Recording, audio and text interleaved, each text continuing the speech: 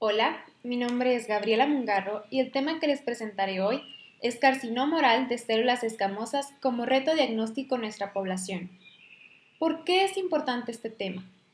Bueno, nosotros como odontólogos podemos realmente marcar la diferencia entre la vida y la muerte del paciente mediante el diagnóstico oportuno. Y para detectar debemos tener conocimiento de la patología. Así que, empezando un poquito con lo básico. Sabemos que las neoplasias se clasifican en benignas y malignas. Se considera benigna si no muestra señales de invasión y son localizadas. Por otro lado, las neoplasias malignas se caracterizan por su capacidad de diseminación y de destrucción de tejidos.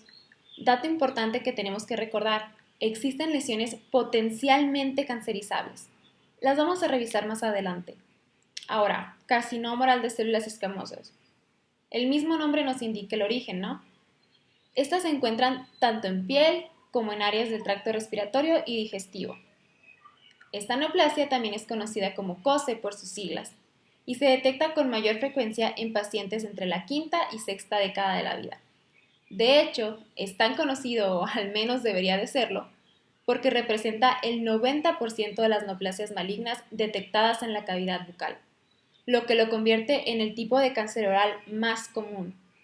Tiene tendencia a surgir en los bordes laterales de la lengua y en su superficie ventral, después en piso de boca y por último en mucosa yugal y paladar duro. Pero ya sabemos que el cáncer no discrimina. Igual puede aparecer en cualquier región de la mucosa oral, así que no hay que bajar la guardia. Este carcinoma ocasiona destrucción local y tiene índices altos de metástasis a distancia, comúnmente hacia hígado, pulmones y huesos, aunque cualquier órgano puede afectarse. Pero bueno, se preguntarán qué lo ocasiona. Este carcinoma se considera de origen multifactorial, precisamente porque se han identificado diferentes factores que propician su desarrollo. Sin embargo, aún se desconoce el motivo exacto. Entre esos factores está el tabaco, que es uno de los que más destaca porque además de estar relacionado directamente con distintos tipos de cáncer oral, también lo está con lesiones premalignas. En segundo lugar está el consumo de alcohol. Es súper común que un paciente fumador también consuma alcohol de manera habitual y esta combinación eleva totalmente el riesgo de lesiones malignas. Dentro de los factores dentales están la mala higiene, dientes con malposición y el uso de prótesis con ajuste inapropiado. Los factores nutricionales, por otra parte, aún tienen un poco de controversia entre los autores, pero muchos coinciden en que el déficit de hierro eleva el riesgo, ya que es fundamental para que las células funcionen correctamente. Cuando existe una deficiencia severa y prolongada, estas comienzan a producir mucosa trófica o alterada que favorece el desarrollo de neoplasias. En el caso de la inmunosupresión, es importante considerar que los pacientes inmunosuprimidos presentan evoluciones más veloces y sus pronósticos son menos favorables. Seguimos con los factores infecciosos. Hace un momento mencionamos la higiene. La falta de higiene se asocia a infecciones simultáneas y algunas lesiones cancerizables están relacionadas a infecciones por herpes, sífilis y VPH. Incluso existen estudios que afirman la relación entre las infecciones por cándida y el desarrollo de alteraciones que evolucionan a lesiones malignas. Entre los factores genéticos están la dificultad para metabolizar elementos carcinógenos, las deficiencias en la reparación del ADN y las mutaciones. De hecho, se puede decir que las mutaciones más relevantes son las del gen supresor de tumor P53, porque se han encontrado en el 70% de los casos de cáncer de células escamosas. Seguimos con las radiaciones. Esto no es una novedad, es bastante conocido que los rayos ultravioleta aumentan las probabilidades de desarrollar neoplasias. En los metales, tenemos que considerar la exposición del paciente a metales que poseen potencial cancerígeno, como el arsénico, el cromo y el níquel. Ahora sí, llegamos a un factor decisivo que es la presencia de lesiones potencialmente cancerizables o premalignas. Estas lesiones corresponden a áreas del tejido con morfología anormal, por lo que se considera que tienen mayor probabilidad de evolucionar a una lesión maligna que si se tratara de tejido sano. La literatura difiere en las lesiones consideradas como premalignas, pero existen dos que no son excluidas por ningún autor: la leucoplasia y la eritroplasia. La leucoplasia, en general, es definida como una lesión de color blanco que no se desprende al raspado y que además no es posible clasificarla clínica e histológicamente como otra lesión. Según su clínica, se clasifica en dos grupos: homogéneas y no homogéneas. La homogénea la podemos ver en la imagen inferior izquierda. Normalmente son asintomáticas y se caracterizan por su superficie uniforme y delgada, aunque es posible que presenten ligeros surcos.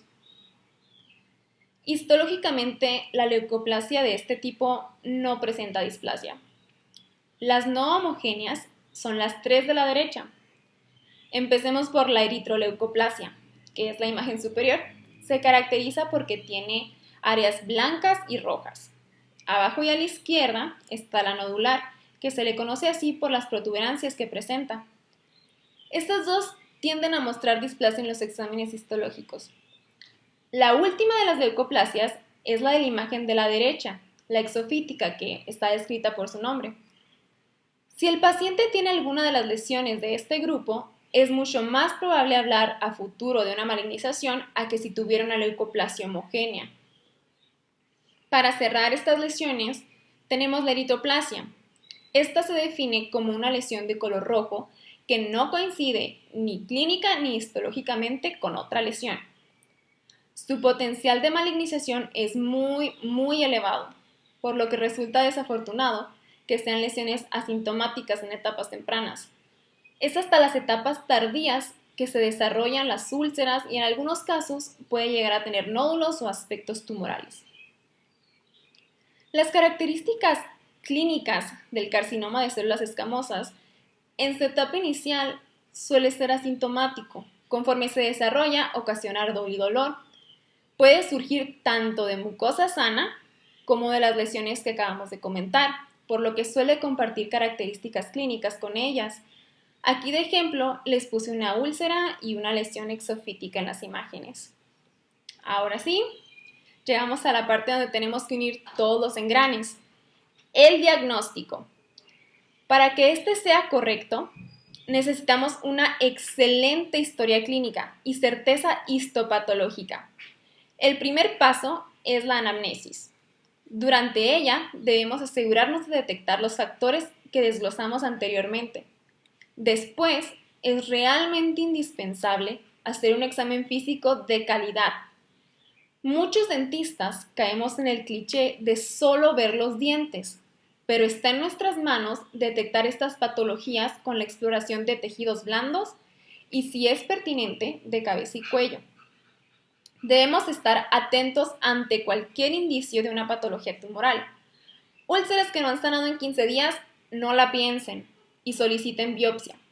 Recordemos criterios de malignidad: dolor, sangrado, crecimiento veloz, bordes irregulares o indefinidos, adenopatías cervicales, lesiones que no desaparecen al quitar el posible factor causal. Son signos de alerta. En el consultorio, en algunos casos, podemos valorar de manera inicial tumores en la cavidad oral mediante radiografías o basándonos en características clínicas. Pero con esto, únicamente estaríamos realizando un diagnóstico presuntivo, ya sea una neoplasia maligna o benigna. La única forma de realizar el diagnóstico definitivo es con el estándar de oro, la biopsia. Precisamente por eso se le ha dado ese apodo, porque se le considera el examen de elección para el diagnóstico de lesiones. Una vez confirmado, el profesional de la salud correspondiente será quien trate al paciente con el plan más adecuado para el caso, considerando las características de la enfermedad, del mismo paciente y de la terapia. Es muy importante que el tratamiento oncológico inicie lo más pronto posible, por lo que nosotros como odontólogos debemos apresurarnos para tratar la cavidad oral del paciente a manera de prevenir y anticiparnos a las complicaciones orales que pueden afectar a pacientes oncológicos. Entre las opciones de tratamiento están la cirugía, la radioterapia y quimioterapia, que se pueden indicar ya sea aisladas o combinadas.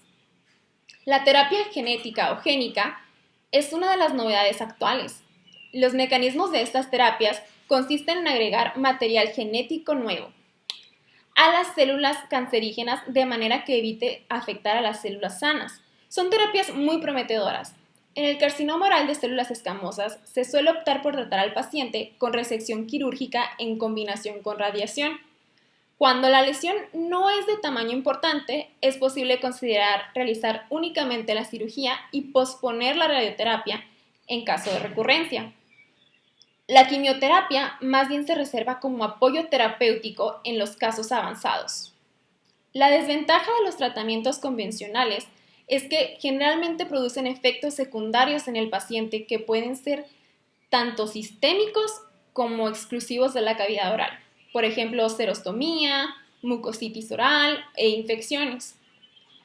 El pronóstico del paciente puede verse influenciado por factores ya sea dependientes del paciente, edad, hábitos, etc., factores sociodemográficos, principalmente por la detección y el acceso al tratamiento, factores exclusivos de la neoplasia y factores dependientes del tratamiento. Muchísimas cosas influyen. Por eso se necesita atención multidisciplinaria. Incluso al acabar el tratamiento exitosamente, el paciente puede tener consecuencias tanto estéticas como funcionales en la cavidad oral, y estas pueden requerir atención odontológica para mejorar su calidad de vida. Por esto, es importante que el paciente lleve un seguimiento adecuado por su odontólogo para disminuir la probabilidad de desarrollar complicaciones por el tratamiento y disminuir los efectos de las que ya se manifiestan. Y para concluir, quizá este carcinoma y no nada más cualquier lesión maligna, puede que no sean tan comunes como las maloclusiones o las caries, pero tenemos que estar conscientes de que nosotros debemos estar informados para poder diagnosticar de forma oportuna y referir al paciente en el menor tiempo posible.